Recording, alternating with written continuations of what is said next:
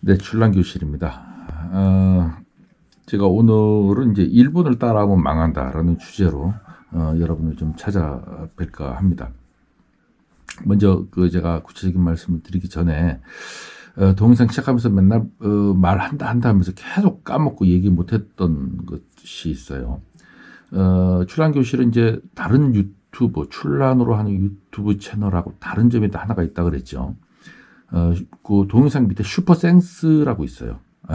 근데 그 단추가 제가 보기엔 출란 교실에만 있는 것 같아요. 근데 구글에서 왜 출란 교실에만 그 구독자도 많지도 않은데 그 슈퍼센스를 부여했는지는 알 수는 없습니다. 정확하게 원인을. 그러나 출란교실에는 슈퍼센스가 있죠. 동영상을 보고 이 출란교실이 참 괜찮다, 좋은 채널이다, 또 좋은 얘기를 한다 그러면 그 슈퍼센스를 눌러가지고 이제 후원을 하는 그런 단추인데 뭐 1,000원, 뭐 500원, 뭐 2,000원 막 이런 것 같아요. 근데 거기서 이제 뭐 2,000원, 5,000원 뭐 이렇게 이제 그 슈퍼센스를 눌러주신 분들이 있어요. 그분들한테 감사의 말씀을 드린다고 하면서 계속 잊어버렸던 거예요, 사실은. 그러니까 이제 성함은 잘 모르겠어요. 유튜브 닉네임으로는 정원님, 그리고 영어로 돼 있어요. 모스조, 그리고 9952라고 하신 분인데, 성함은 제가 알 수는 없습니다만은 그 두 분, 정말 머리 숙여 깊이 감사히 드리겠습니다. 그리고 댓글에서 출란 교실을 한 3개월 정도를 보고, 출란을 시작했다 하는 분도 계셨어요.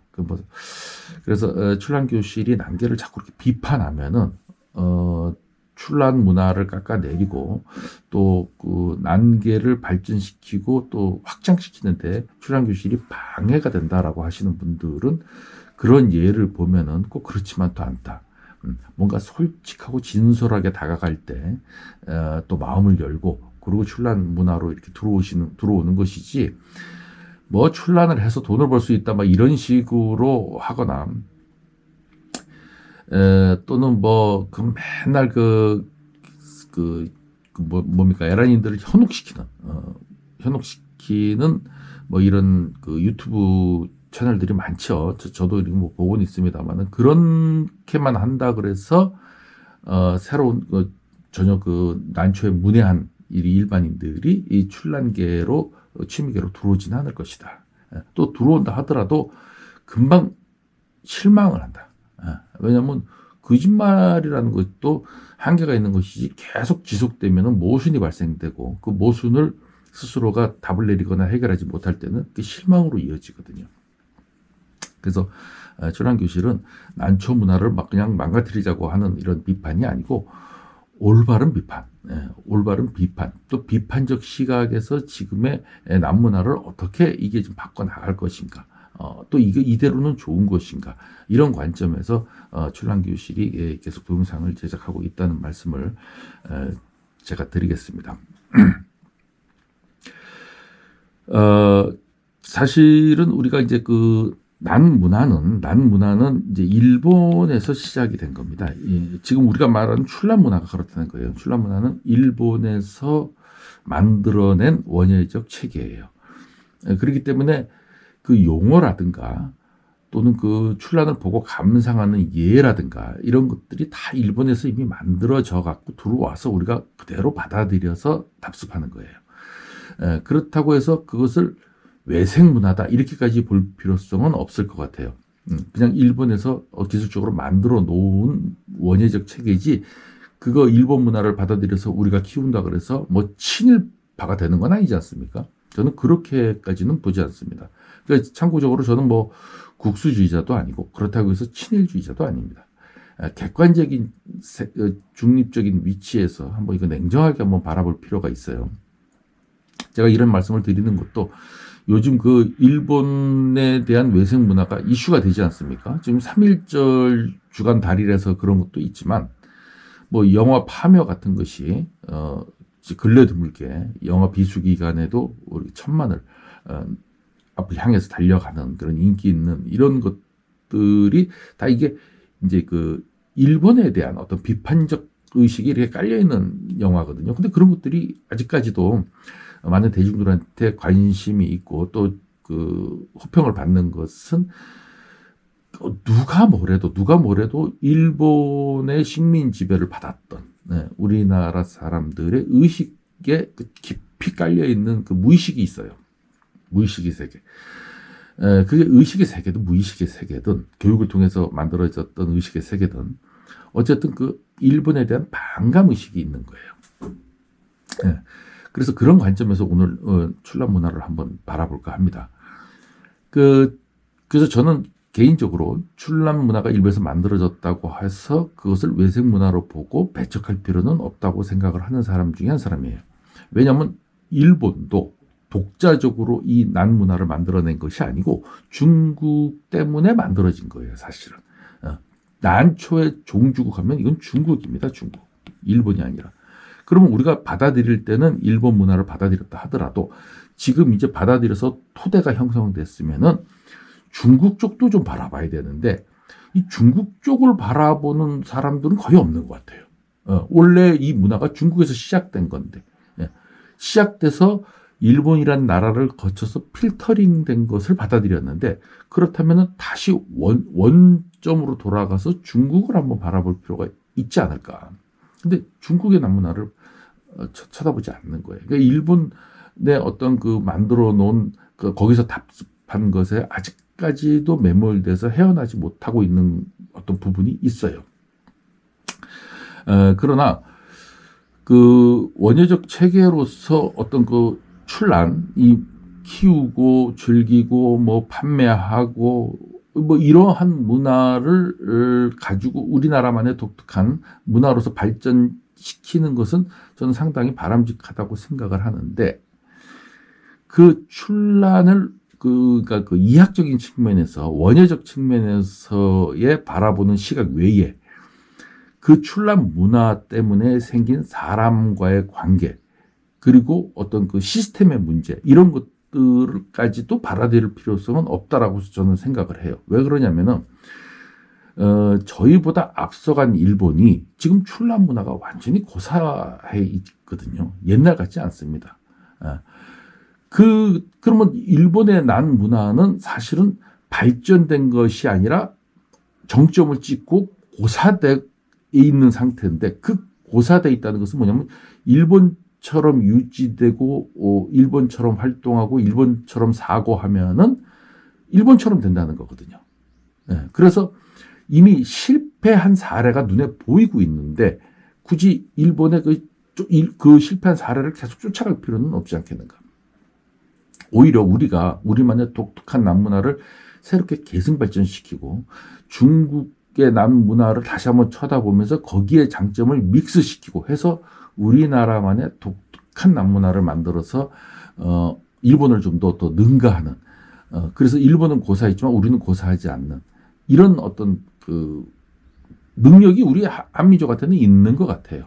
그래서 저를 포함해서 많은 분들이 이제 그렇게 생각을 많이 하시는 분들이 많은데 아직까지도 그 오피니언 리더들 옛날 일본을 바라보고 일본을 왔다 갔다 하면서 그 일본과 아주 친밀한 관계 속에서 이 남문화를 전파했던 이 오피니언 리더들이 아직까지도 많은 분들이 존재하고 그분들은 일본에 이제 친구도 많지 않습니까? 그러니까는 아직까지도 뭐 일본의 어떤 시스템적인 측면도 전부 다 좋은 것으로만 받아들이는데 저는 거기에 대해서는 좀 의문을 제기하고 싶어요.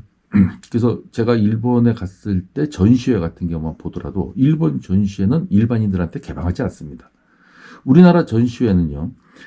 지나가다가 일반인들도 쑥 들어가서 보고 즐길 수 있지 않습니까? 물론 그 기회가 이렇게 접할 수 있는 기회가 많지 않아서 그럴 것 뿐이지. 근데 일본은 아예 차단해 버려요. 그래서 초대받은 사람만 옵니다.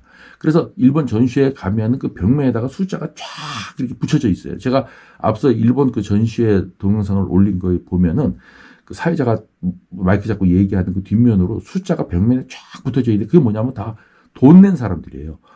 결혼식장에 왜 이렇게 부주금 내지 않습니까? 축의금.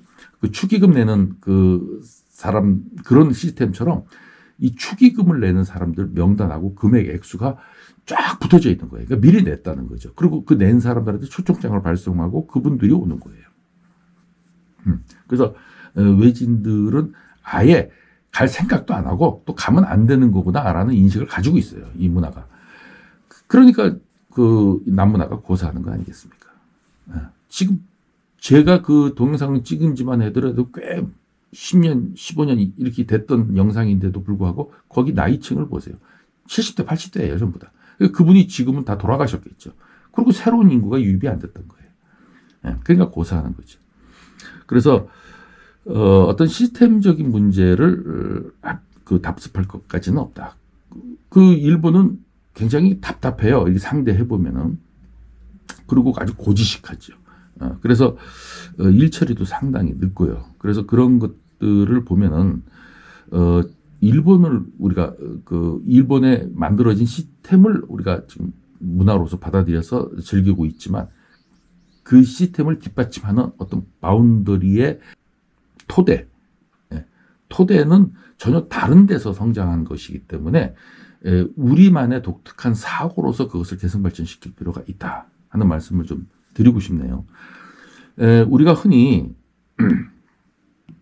이런 말을 많이 하죠. 전통문화라는 말을 많이 하죠. 전통문화. 전통문화. 그 일본 것을 받아들이는 것이 그대로 일본 것을 답습하는 것을 전통이라고 생각하시는 분들이 많이 있을 것 같아서 제가 요 한 가지를 좀 짚고 넘어가고 싶은데, 이 전통 문화라는 것은 어느 한 단면을 딱 잘라가지고 그것을 그대로 답습하고 이어져 나가는 것이 전통 문화가 아닙니다. 오늘날 우리 실정에 맞게 끊임없이 바꿔 나가는 것이 전통 문화예요. 비근한 예로 우리가 뭐 그 탈춤이 됐던 또는 뭐 옛날에 그 요리 이런 문화가 됐던 조선 시대의 어느 단면을 딱 잘라서 그때를 그냥 그대로 우리가 재현해 나가는 거거든요. 탈춤이라는 것이. 그래서 대사가 똑같지 않습니까? 올해 탈춤을 본 사람이 내년에 봐도 똑같아요, 공연 내용이. 그리고 궁중 요리. 그래가지고 딱 조선시대 때 어느 왕이 먹었다. 딱 그런 거예요. 그럼 조선시대 때 그런 궁중 요리나 춤, 이런 문화들이 또는 그 음악, 이런 것들이 그들이 창조해낸 것이냐? 그렇지 않다는 거죠. 뒤늦게는 고려시대, 더 이상에는 삼국시대, 그 이상에는 고조선시대에서부터 쭉 이어져 오는 것이 조선시대 때는 그렇게 변형돼 있었던 거예요. 근데 우리가 조선시대 때 것을 그대로 답습하면서 전통문화다? 그렇지 않다는 거예요. 조선시대는 전통을 지키지 않았어요. 그 사람들이 고려 때 문화를 재현하거나 삼국시대 문화를 재현한 것이 아니거든요, 조선 사람들은. 조선시대 때 얘기를 한 거예요.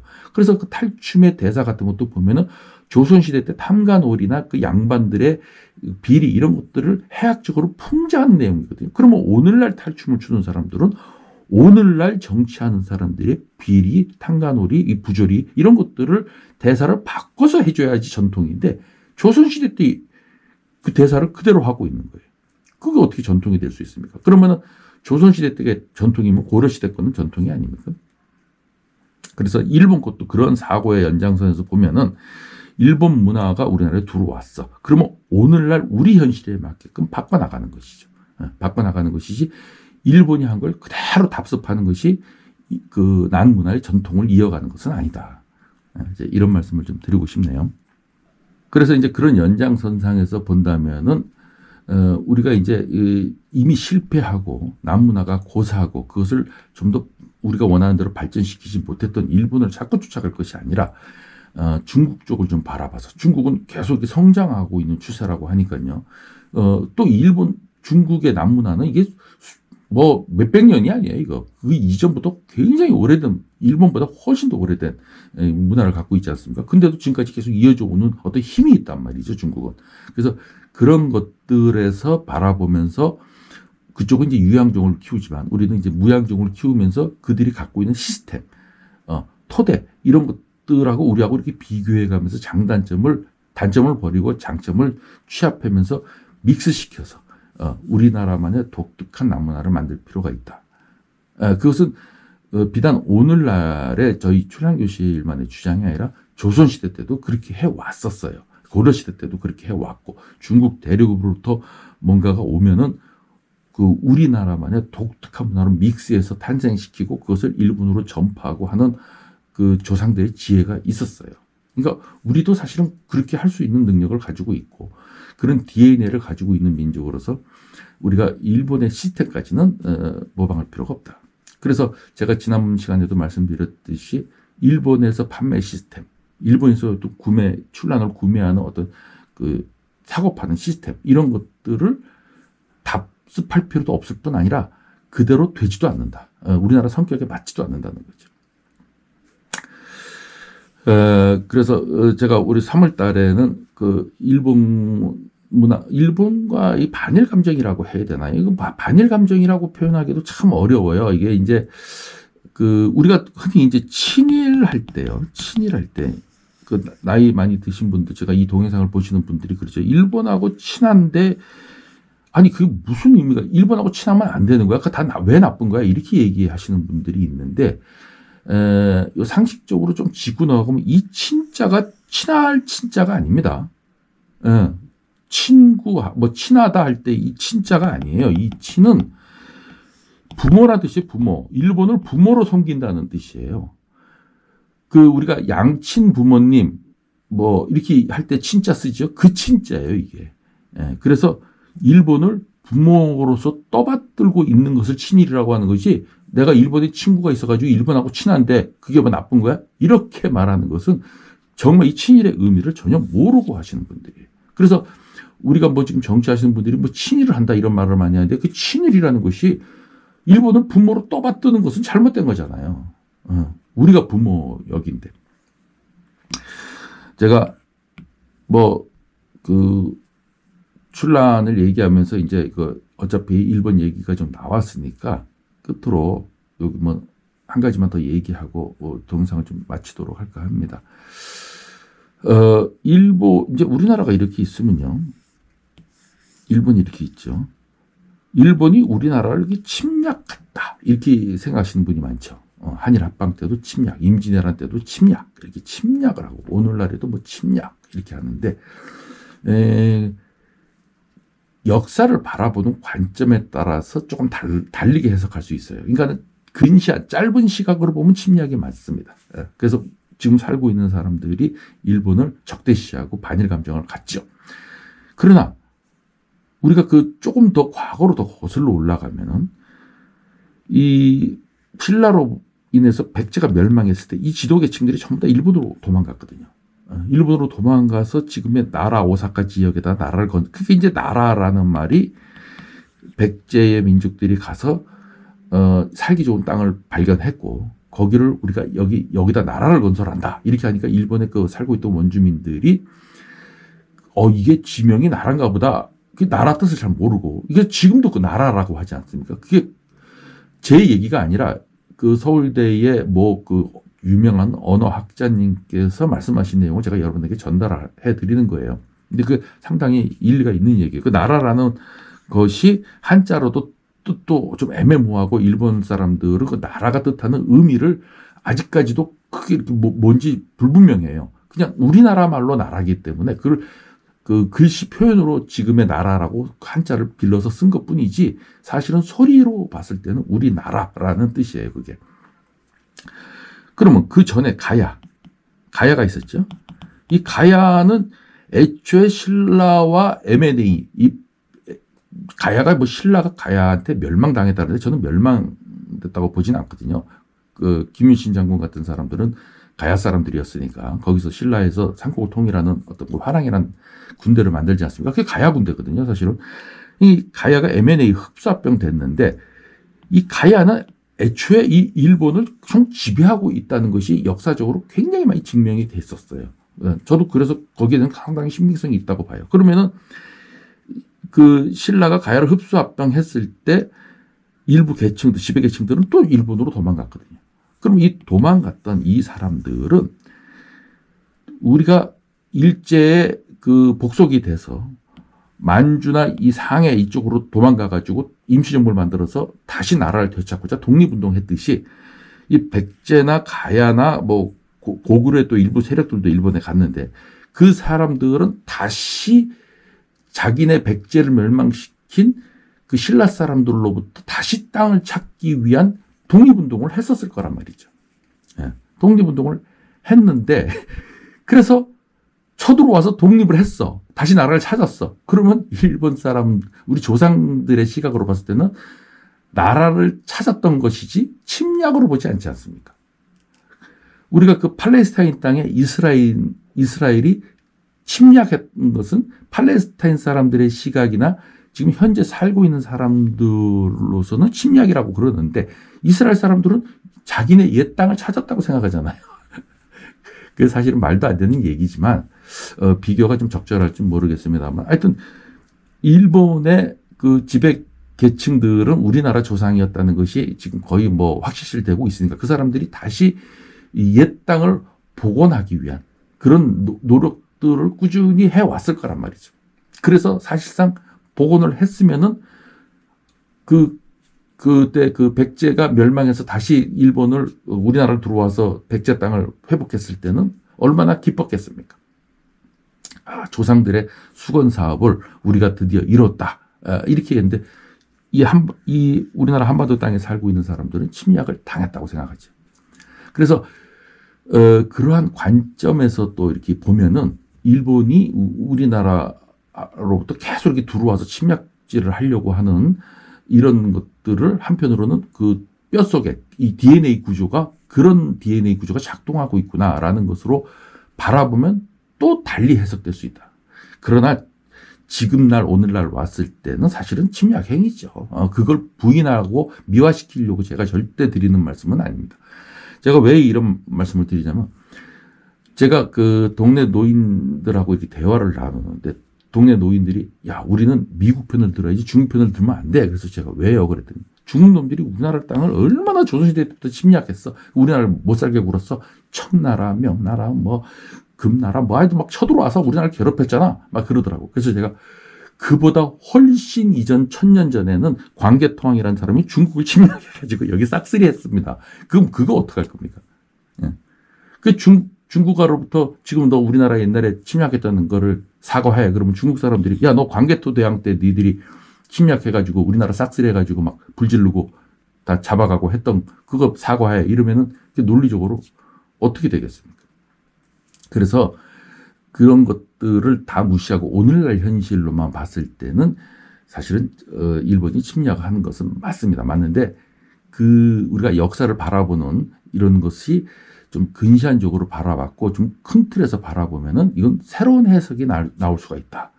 이런 말씀 좀 드리고 그렇기 때문에 일본의 문화가 일본의 그 외색 문화라고만 치부하고 출란이 외색 문화야 이렇게 얘기하는 것은 그러한 긴 연장선상에서 저는 반대하는 것입니다. 나중에 일본을 지칭하는 이 외의 문제도 나중에 기회가 되면 제가 말씀드릴 수가 있겠습니다만 이 일본을 뜻하는 것이 아닙니다. 이 외가. 그래서 이 외는 가야를 지칭하던 말이었었어요. 그 기록을 제가 한번 여기다 띄워놓고 제가 증거를 제시하면서 여러분에게 한번 말씀드릴 기회가 있을지 모르겠는데 그게 뭐 8.15 우리 광복절 그때 또 아마 반일 감정이 탁 일어날 테니까 그때 한번 얘기 한번 하도록 하고 오늘은 여기까지만 좀 정리하고 마치도록 하겠습니다. 출연시 여기까지 하겠습니다.